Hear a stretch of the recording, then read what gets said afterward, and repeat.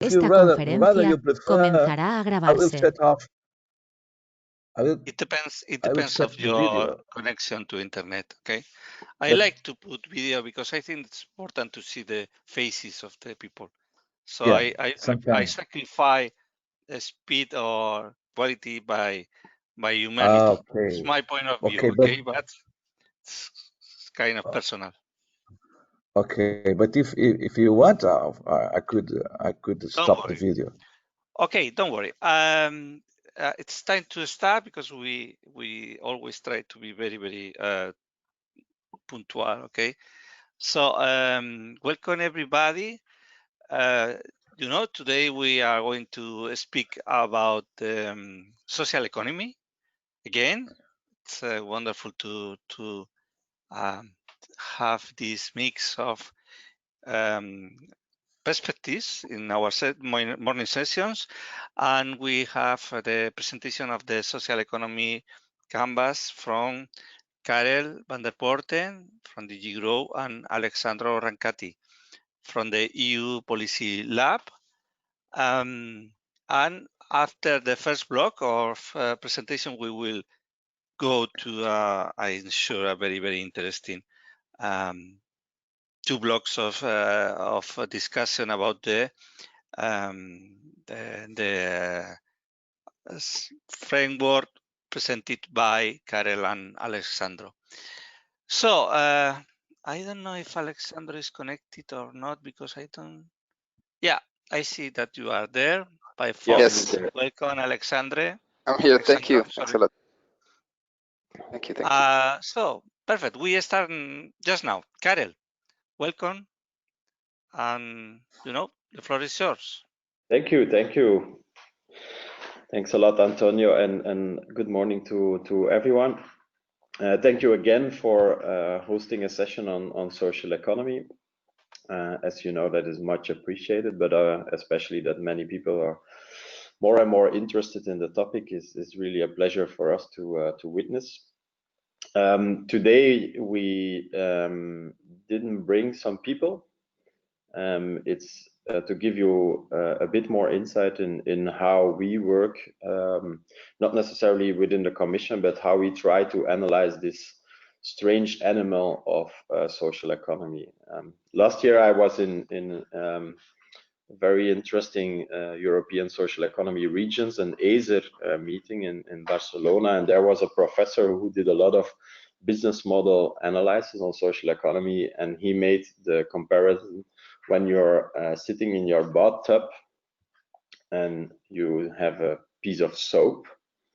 That's what social economy is. You want to grab it, but you lose it all the time because the identity changes a lot, and that makes it quite difficult to create just one model, but that makes it incredibly interesting to talk about it in terms of business modeling. And that's exactly where the social economy canvas is serving for, because you all know probably the traditional business model canvas, which is one of the most famous models to analyze just a business model, very simple, and the simplicity is really the key of that. But what we have seen is that it's not really convenient to capture all the important details of a social economy business, because usually what a business model canvas does is it makes an overview about inputs and output in terms of financial means. And the only goal is to identify the margin at the end, the profit. So that is, of course, very limited in terms of social economy. And we have seen some first attempts that want to change the business model canvas by adding just a layer of social impact at the end. So what is your output? You have profits, and then you have social impact. But of course, as you have seen in the many examples we showed over the last weeks, it's not so easy like that. It's just not an extra social impact you generate beyond the profit. The social impact is really in every process of the businesses, especially in the relationships, in not a single business operation. The value chains are also not only in terms of production, but have way other links. For example, with the customer. Yesterday, I gave an example to someone who has had also no clue about what social economy is, if you buy electricity with, for example, NG Electrabel, which is now one of the biggest traditional electricity providers in Belgium, then you just decide upon the price. I want the cheapest electricity, and you don't care about anything. That is like a more traditional customer. But if you're a member of an energy cooperative, you don't do that for the price, because you have to buy a chair, you have to do some effort, and you do this for a particular reason. You do this because you believe in the power of a joint production and also a joint management of such an enterprise, because that's what a cooperative is. You're a member, you decide together how the cooperative will be run, and in the end probably you pay even the cheaper or the same price as you will do with NG Electrabel, but the engagement in this process is completely different. And this is of course never captured, such a relationship and such an importance of let's say impact creation is never embedded in a traditional business model canvas, and also not in the business model canvas that are slightly adapted just to figure out somehow the social impact. I will not take too much time of Alessandro's time, but I give this introduction with a few examples to just make you a bit an introduction to what the business model canvas or the social economy canvas, I'm sorry, I'm already mixing up both, the social economy canvas wants to do.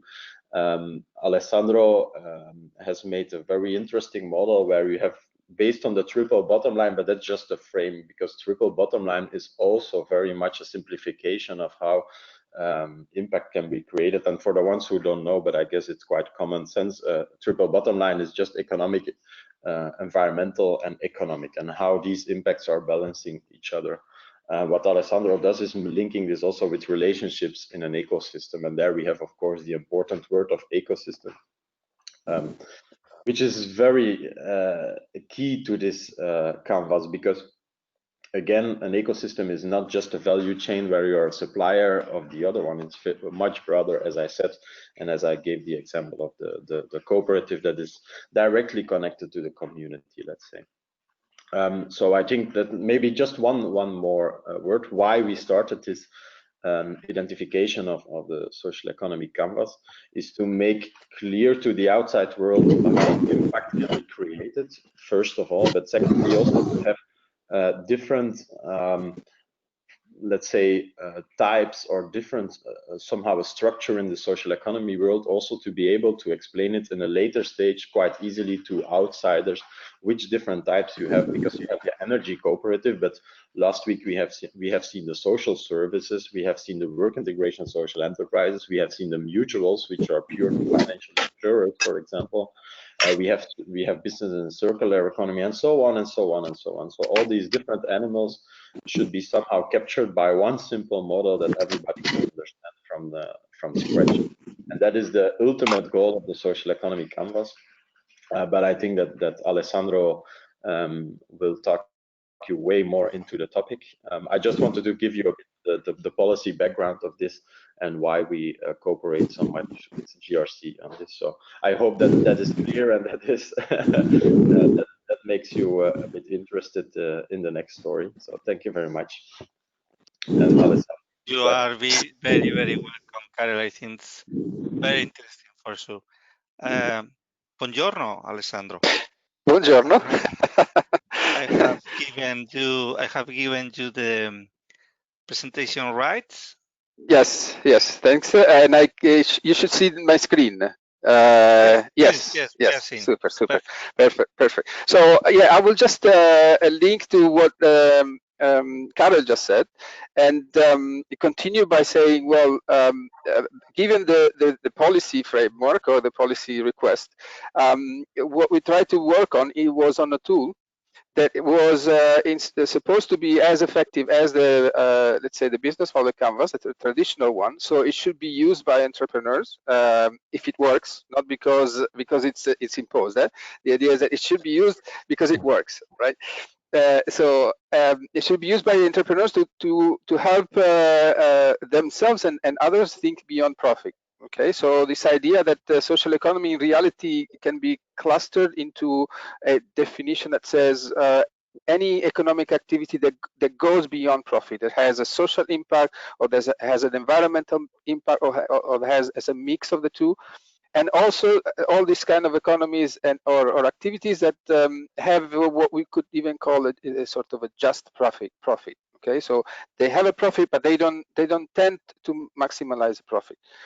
It should also be a tool useful for support agencies and investors. So people who essentially help the growth or the expansion or the reinforcement of activities that we would consider social economy. And of course, policymakers should be able to use the results of the different mappings and exercises done with entrepreneurs to understand what Karel was mentioning earlier, to understand all the different kind of types of activities that we have and we deal with.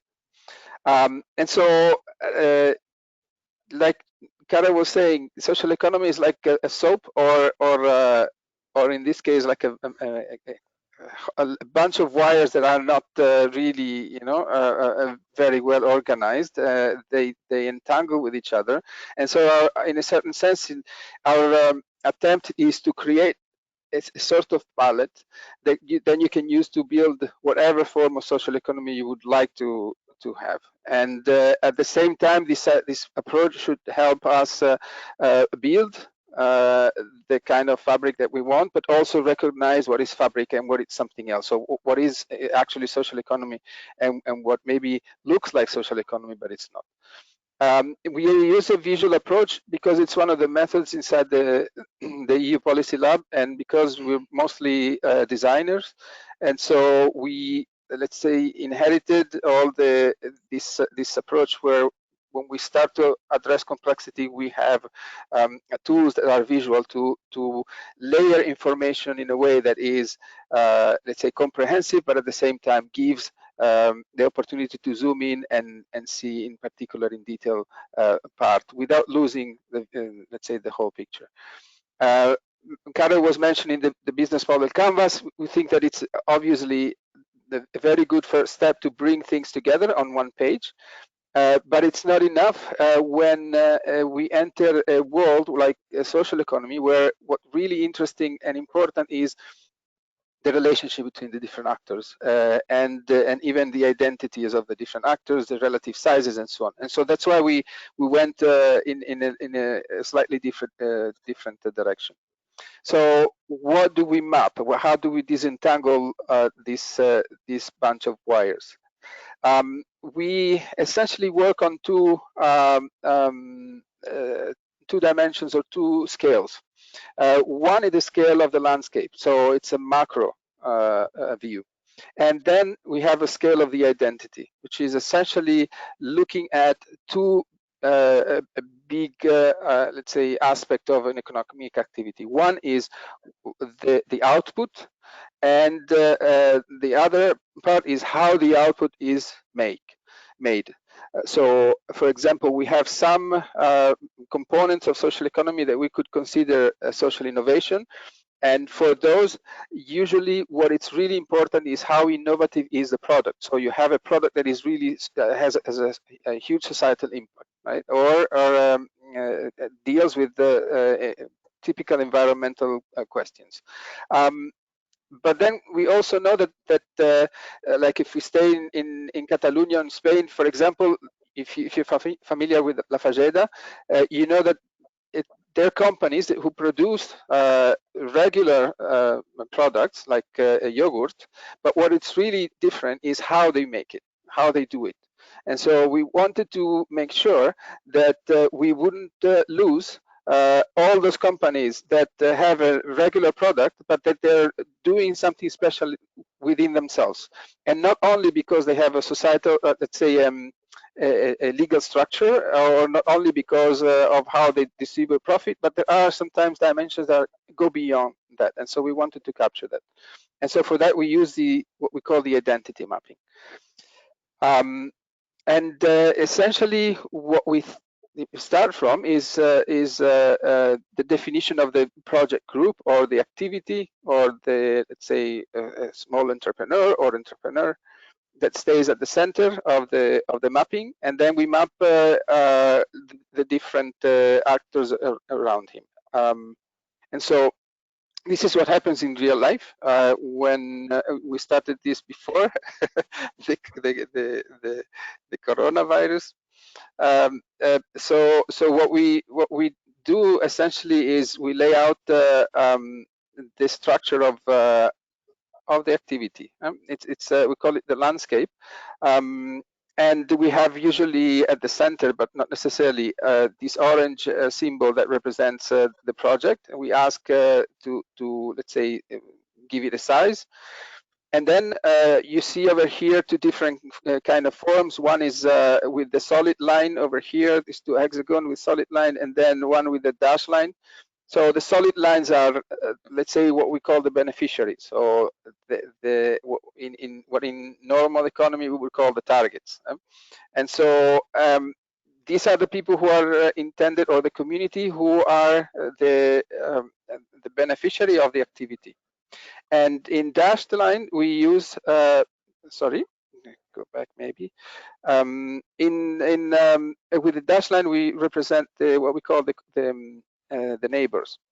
So these are all the communities that help the project, but they're not necessarily getting the benefits. So if we think of early crowdfunding, if you remember, before it became a form of pre-marketing tool,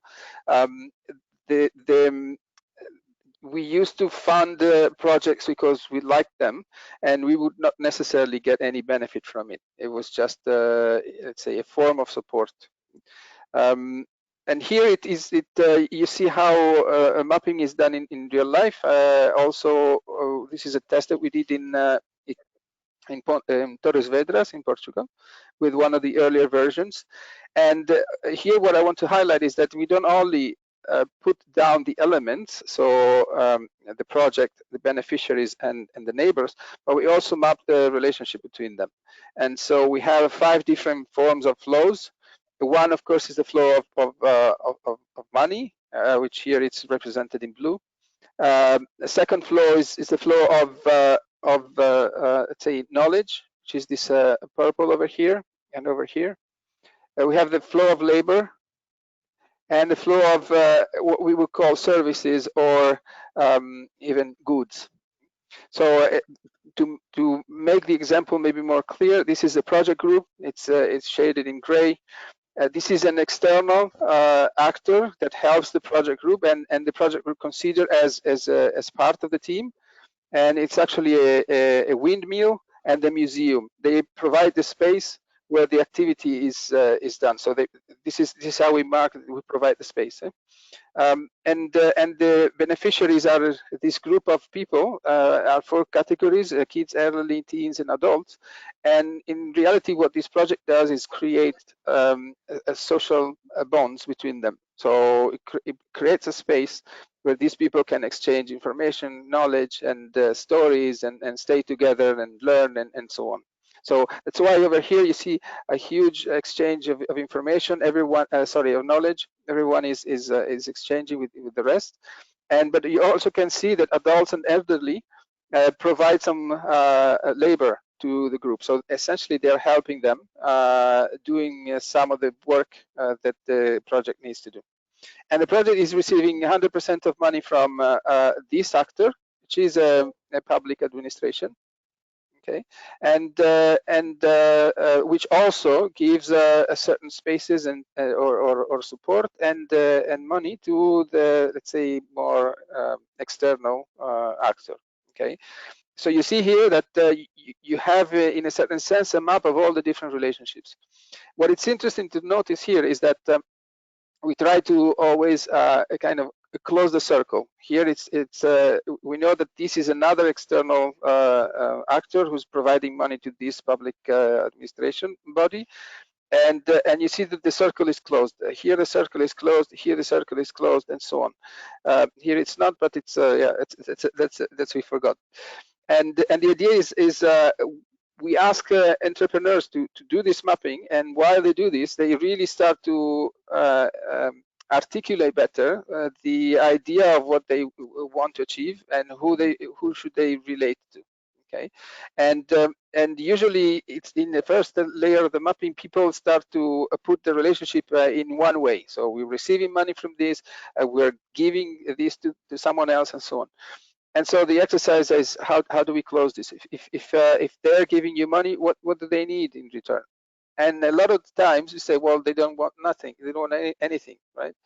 And in reality, it's not true that they don't want anything. It's in reality, it's this part of intangible exchange or intangible values that are forgotten in the equations. And so, with this yellow one, we want to mark all the times where there is an exchange, but it's an exchange that is motivated by something else than money.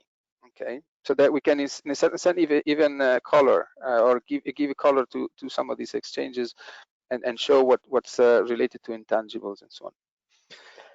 And so this was a landscape. Here you have now on the left an example of how the landscape looks like when it's a bit more formalized. Here you have an example of another mapping, and then we go now on the identity part, and you see that the identity is essentially mapped on a triad. That has on top left dimensions related to societal regeneration. On the top right, all the dimensions that are related to the environmental regeneration.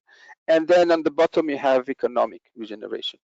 And you see that this kind of framework allows to, for example, map the sustainable development goals and see where they can be placed in this kind of space.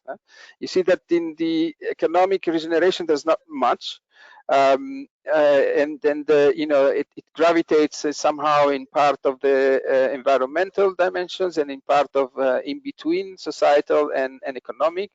Let me see if I can. No. Yeah, better I don't move it too much, but I wanted to zoom in to show you maybe a little bit better why these are placed over here. But yeah, if you're interested afterwards, of course, I have all the materials, you can have them. And so what we wanted to do also in this mapping is not to enter into the typical dual good bad, but to even work with a metaphor that says, well, we are in economic activity, we are part of life, and economic activity is a living organism, and what we're trying to see is how vital the organism is. And so this is the result of the mapping of two different companies. On the left, you see one of the, let's say, our archetypes, or one of the companies over here that we're mapping to check if the model works well with the very good. And so you have a company who's very active in environmental regeneration, he is very active in societal regeneration, and it has a way of working with money that goes beyond this idea of creating just profit. And so how is it possible? No, well, this is a company that gives let's say green management services with an ecosystemic perspective. So essentially, they don't, to make a really a stupid example, but they don't cut the grass every 2 or 3 days, but they educate and they explain their clients why they need to keep the grass tall for at least a couple of weeks, so that they allow all the different species of insects and so on to feed from the flowers. And then after a certain amount of time, they can cut. So this idea that you may have a garden that it looks unorganized or looks messy, that it's in reality helping the environment, that's part of the education that they also bring apart from the services. And to do this kind of work, they employ people who are far from the labor market. So they're active in both dimensions. And then they have a structure, internal structure, that is a cooperative. So it's kind of a working in the three dimensions, and this is what it's important for us also to show, so that instead of having one objective, we would like to see all the different, how all these different dimensions play together. Okay, and here you see a typical I mapped like a creative agency that I had when I was working in the States, and to see how it would perform in this model. No? And you see that as some of the leaves are not even there because they're completely irrelevant. Some of the leaves are almost dead because the performance or how this dimension would be considered would be really marginal. And then yes, in some of the things where it was working well, especially in the part, maybe economic part, where you're making profit and you're making all these kind of things. No? So that's a bit how it works. I don't know, maybe there's 5 minutes left. Should I leave for questions? Otherwise, I can give another 3 minutes of explanation on those dimensions, maybe very quickly. Please continue, yes. Okay, so here the idea is that each one of these triads is in reality a sum of another triad. So you have 3 levels again over here, and here you see the level of the person, so the individual, the level of the team, so us as a group, and the level of the community. Okay, and so all these dimensions are checked with questions, and the idea is that the team can answer to the questions, or the team plus their stakeholders can answer to the question. So this could really be, let's say, group exercise, a collaborative exercise to understand on one side yourself, but also on the other side how others perceive you. Okay, which is very important to if you want to really create this kind of links. And we're working now on also a set of cards where you see you have a set of high-level questions that help people maybe start to question how they're doing their job, or how they're working, how they structure their own activity. And on one side it's kind of more of a reflection. On the other side it's really drilling down to some let's say statements that people can agree with or disagree with. And especially in the part that is societal and environmental, even if environmental you can measure more, but especially in the societal one, we're not introducing, let's say, numeric indicators. It's more about statements and I agree, disagree, and so on. So, but it helps us in any case have an idea of where the intentions go. Okay. So environmental, we have the same structure. So matter and energy for the micro level, tools and methods for the meso level, and the ecosystem in its entirety. So we have animals, plants, organisms, and so on. And so we really kind of get into a level of detail that is fine-grained. And again, we have a set of questions. So we have a set essentially of these 52 cards that people can use in very different ways. We're starting to also test them with the real businesses. And then of course the economic triad is based on self. So this is the typical dimensions of traditional economics. The mutuals, so how we use money to create let's say our group, our neighborhood, and then the commons. So how we use money to create an economic environment that is more kind of an ecosystem.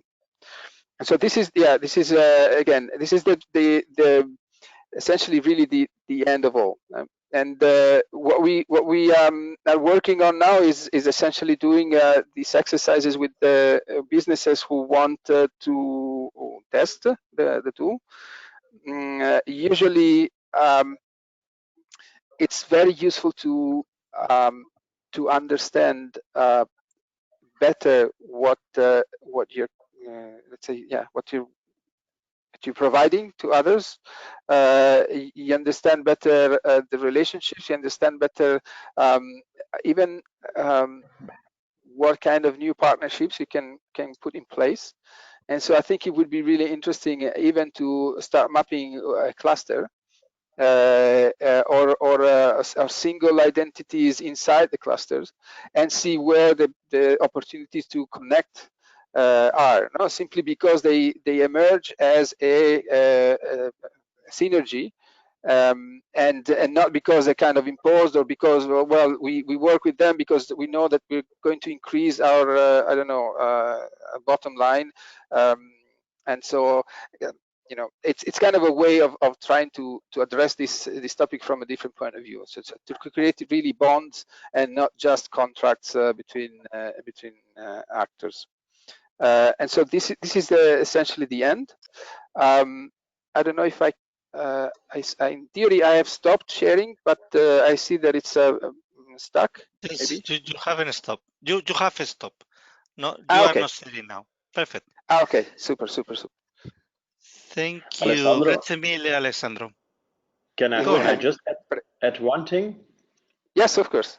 No, I think it's also really important to stress that this started from a social economy point of view, but it's also really like something that is easy to apply for any other business. So it's not restricted only to social economy. It's not an impact measurement tool because there are many things like that, but it's rather to show these relationships and also to show the different types of impact that can be made by any business. So I think that that's a quite interesting feature and important to stress as well. Thank you. Yes, you're completely right. Yes. Yeah, of course. The only thing is that probably if you have a more of a hardcore a business focused on profit or focused on, let's say, the traditional way of working, the first question would be, well, but how long does it take? Do we really have to invest so much time in going through all these things when we have everything locked up already and discussed and managed? And so, but what we have seen also is that if you're open to explore even new ways to become more resilient, because I mean, one of the typical characteristic of this kind of business models is that they usually are not let's say two-sided business. They're usually very organic. You have 2 or 3, 4 different kind of even product services that merge together, and so they tend to create a bit of a more resilient activity. And so it even helps the regular companies to say, okay, if we're in trouble, how can we diversify what we do in a way that is organic, no? So whatever we add brings a value to what we're already offering, and vice versa.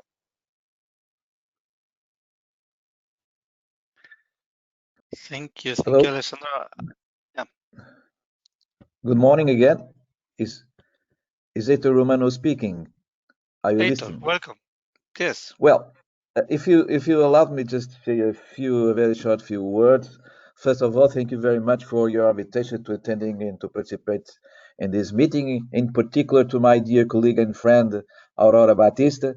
She was the first one to invite me to participate in this so interesting meeting, and it will be for sure quite important opportunity to share some ideas. And let me tell you in a few words that I'm quite very impressed with the presentation done by Alexander Rancati. I think is his name, is your name, Yes. concerning the model of a social economy model.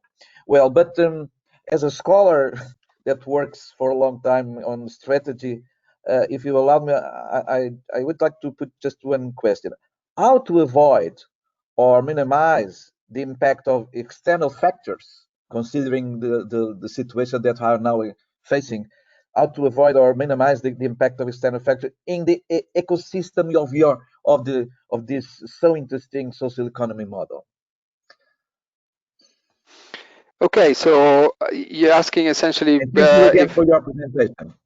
You're welcome. You're welcome. You're asking, well, if I have an activity mapped, yeah, how can I minimize an impact of this case? So my question to you is, are you asking me as a ex ante exercise or a post exercise? No, because you know, if you do ex ante, the idea is you could map into your map several different kind of stress. No? So you introduce disruptions in the flows.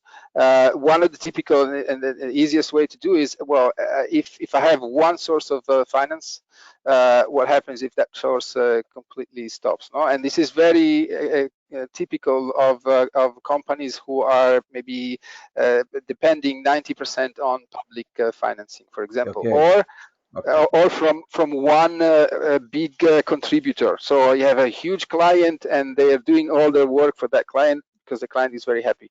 What happens if that the structure of that client changes and suddenly you start getting a different relationship with that client? So that's one of the possible things. And then of course you can play and say, well, what happens if everyone needs to stay home or so on? No? But let's say that the first mapping, the landscape especially, helps you to think about flows, and so you can think about disrupting the flows.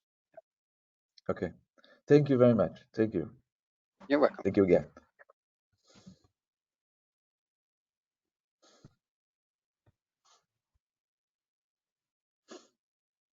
Sorry, obrigado, Heitor. Thank you. Okay, thank you. More questions, more comments.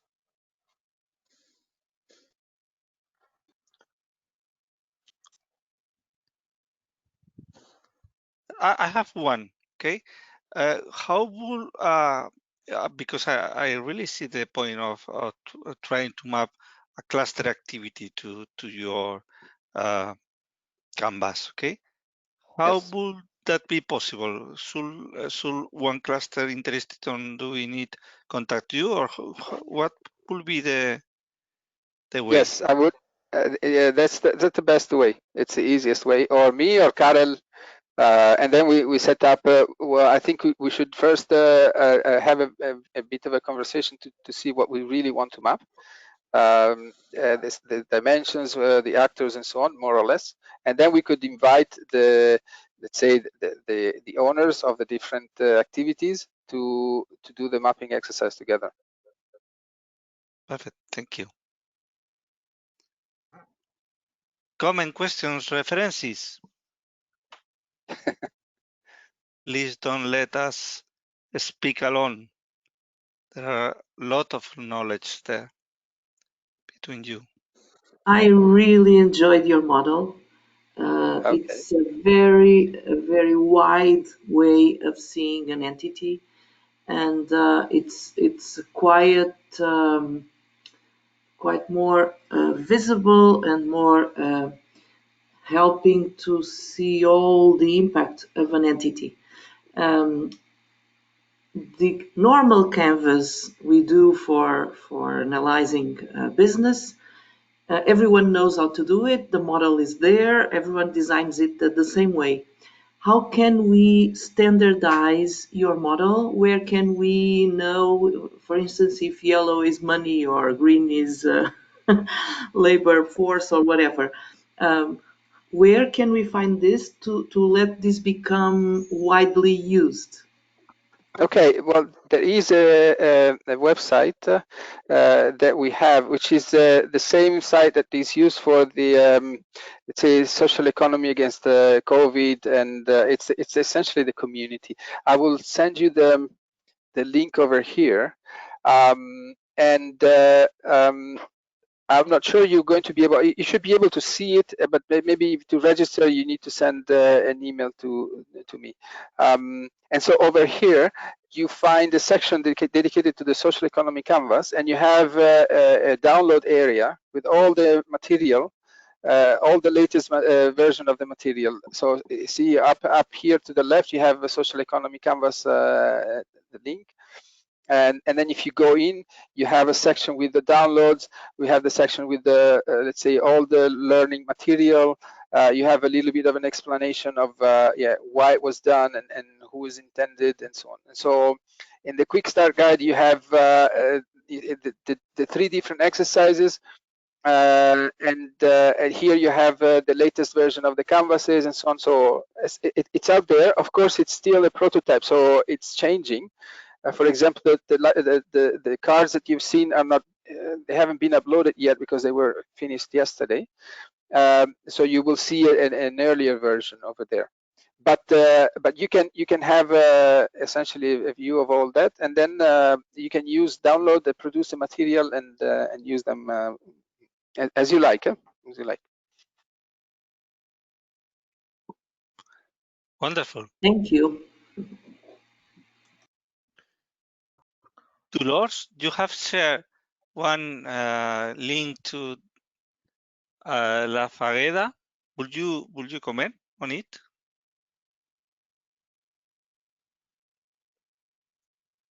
Are you there, Dolores? I think that she left. Sorry, I don't see her. I think she put it because I was mentioning the Fageda in the presentation. No, this is a company that produced. Well, it started cleaning. I think it was from hotels or hospitals. And then they expanded to farming and to production of yogurt as a response to some of the difficulties of that business. So it's a typical. Plus, there is a very interesting story about the person who started all this. His name is Cristobal Colon, and so it's very unique. Thank you, Alessandro. Welcome, Professor Mario Calderini. Are you there? Mario has just let us also. I know that there is another session now on training, and it's I suppose that some of them has left us for the other reference. Okay, so more comments, more questions on the canvas, or another additions, another perspective. Heitor, I would like to hear more of your ideas. I'm sure that you have a lot of. No, well, thank you very much. Thank you for your challenge. So it is quite interesting and challenging to listen. So this a different point of views regarding the business activity under this new situation that we're facing at the pandemic situation. So listening the words of the participants, considering the theme of this subject, I have here not a different approach, of course, because I'm not very well acquainted with this so important subject, as you could imagine. But anyway, anytime I'm facing the problems regarding the present and the future, problems regarding the resolution of more critical or less critical situations, trying to find out some answers toward say a better understanding of the problem. But every time I'm facing these questions, comes to my mind the importance of the setup, what I call early warning, what I call a early warning system. That means this is related with the question that I put to Alessandro Rancati, how to avoid or minimize the impact of external factors.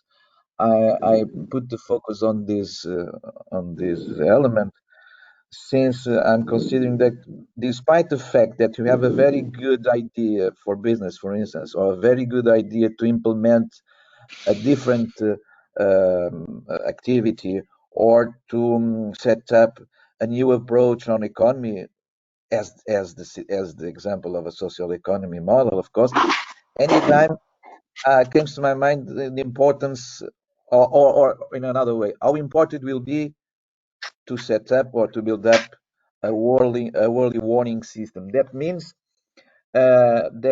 you gathering. That means in terms of in general terms of a model, of course, or approach model. That means we need every time you need to gathering information, collection, to make the collection of information, and with that information works in terms to have a better understanding of the landscape, of business landscape, political landscape, economic, socio-economic landscape, and so on and so on and so on. For me, it is a very important point, a start point in terms of any kind of planning, any kind of activity, from science to business models, from our daily life activity to government outcomes. So if you ask me, and I appreciate very much your challenge. So if you ask me what will be my contribution for the discussion on these so sharp problems, I would say that through my lens, I think it would be important to set up a early warning system. Well, the early warning system has two levels. A business activity level that is how to say, worked by entrepreneur, and the more to say institutional level of early warning that will be set up not by the business activity, not by entrepreneur, but it will be set up by an institutional organization. In this particular case, considering that we are now working under the umbrella of European Union, I think the European Union could have or might have a very important role in terms of a setup of an early warning system, in trying to be more helpful. First, to understand the external environment that I stressed before, and second, to trying to find up answers to the present and future problems. That means also to work on the scenario basis. Well, it's what for me it will be important to say right now. Thank you very much. You are welcome. I know that Alessandro is going to leave us soon because he has another meeting. So thank you, grazie mille, Alessandro. It's wonderful work, and I really think this is very interesting. And I was going to ask Professor Mario Calderini precisely about what you have signaled. And so because yeah, the systemic view will be very important. Sorry, Alessandro. Sorry. Thank you very much.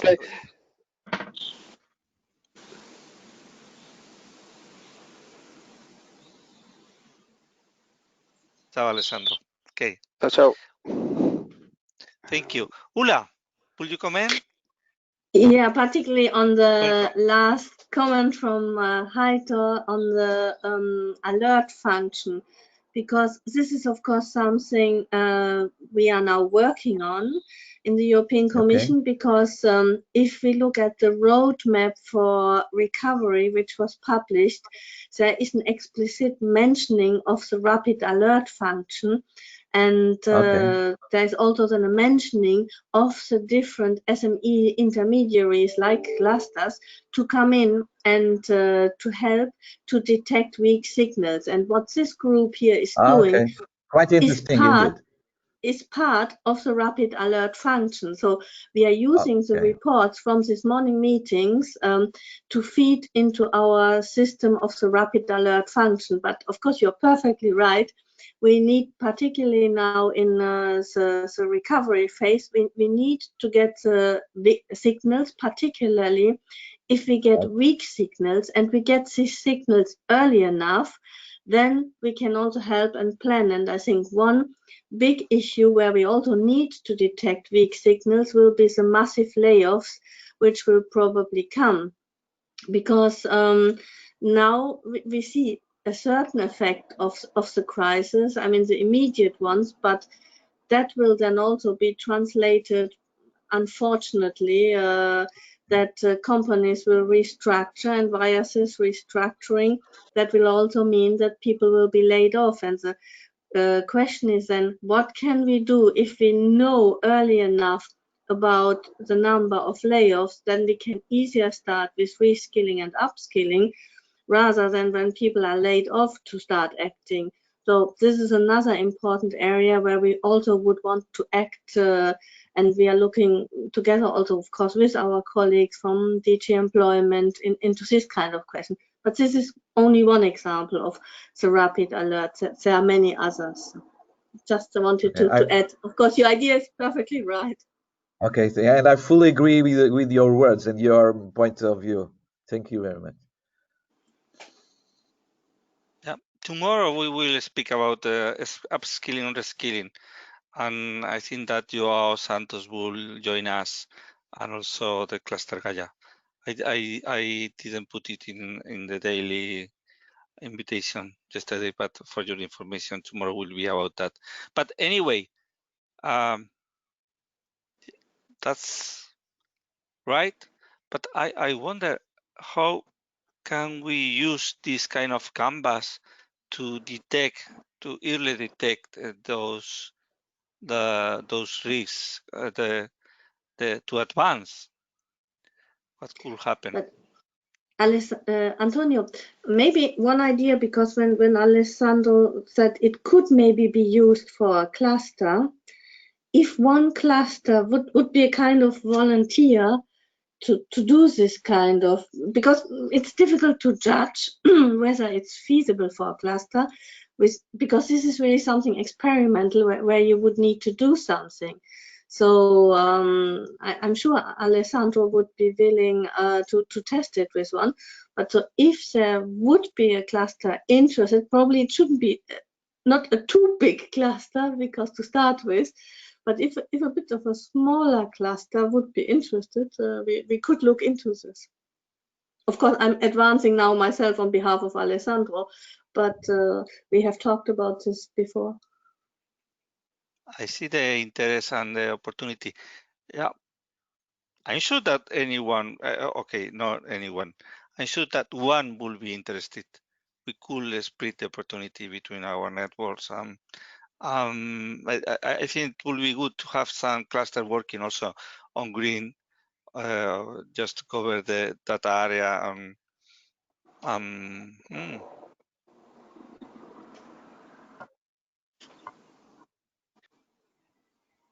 That's very, very interesting.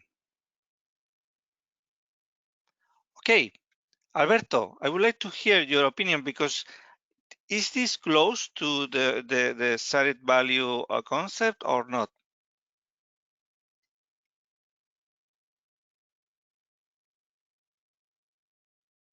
Are you there, Alberto? I don't think so. Okay.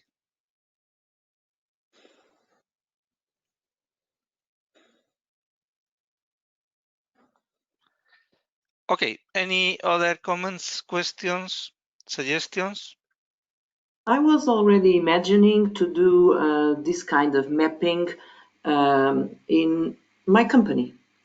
And what I think it's useful, as I do with the other canvas and I do with the SWOT analysis, is to have another tool, which is this one.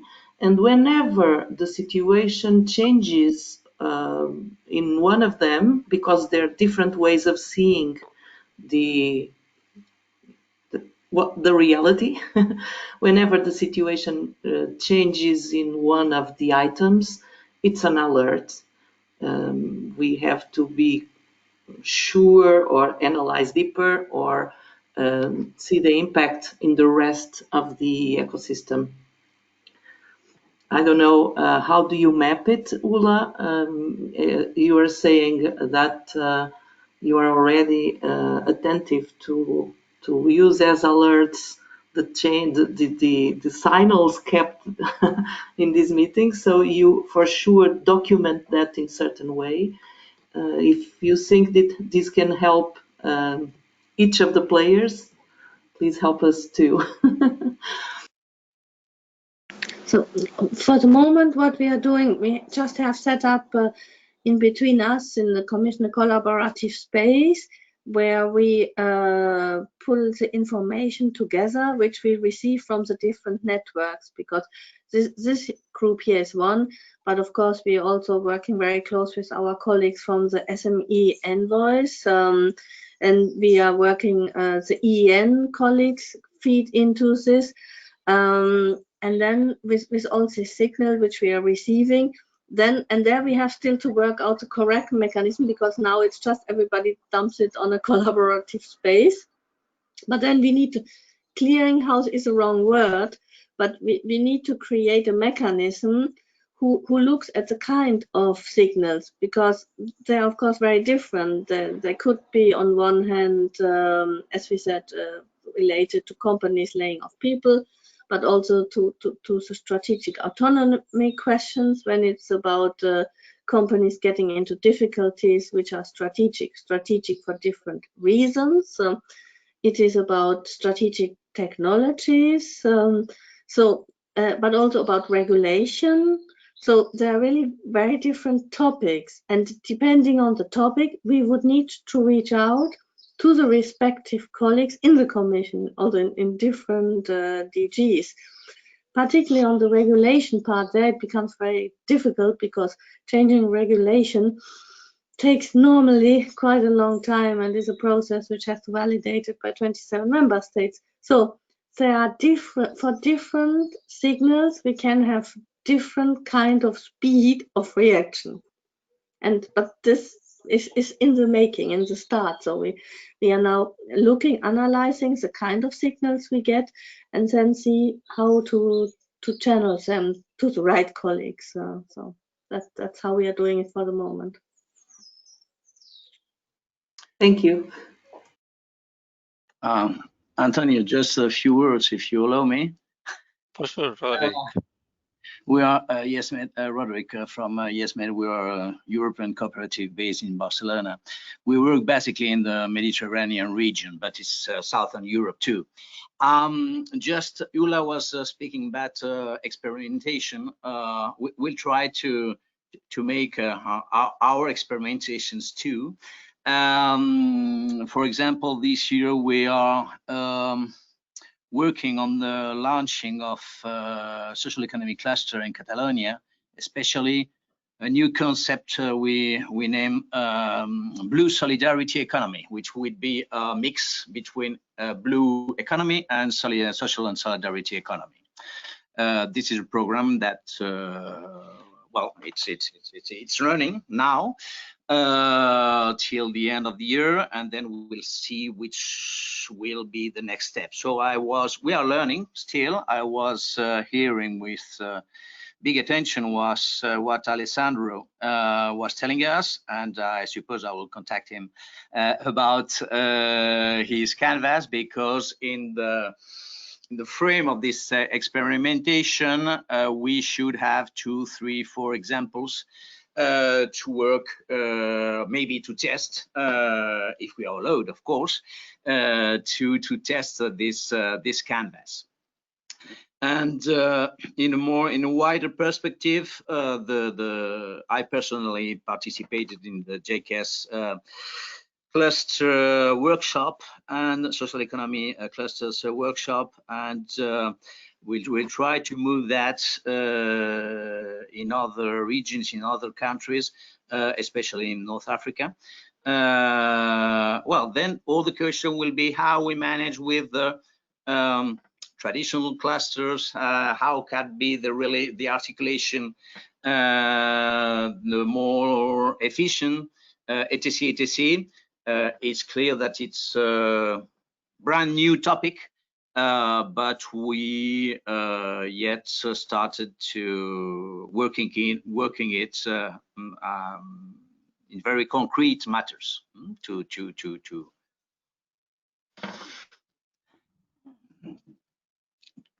in this context, what I could maybe also share, yesterday I had a meeting because I had received a letter from the network of maritime clusters, and yes, of course. Yeah, and they have approached me because also they detected their difficulties, and when we had the meeting, of course, and they were not very much aware about our tools like the ECCP, and also not Antonio about your alliance. So that's why I said you should also contact here and maybe then foresee one session on maritime clusters, because of course they see that they are an ecosystem in itself, but they are also touching upon many different ecosystems, because from shipbuilding to it's a huge thing, and I think Roderick, that could then be also interesting to have your blue solidarity economy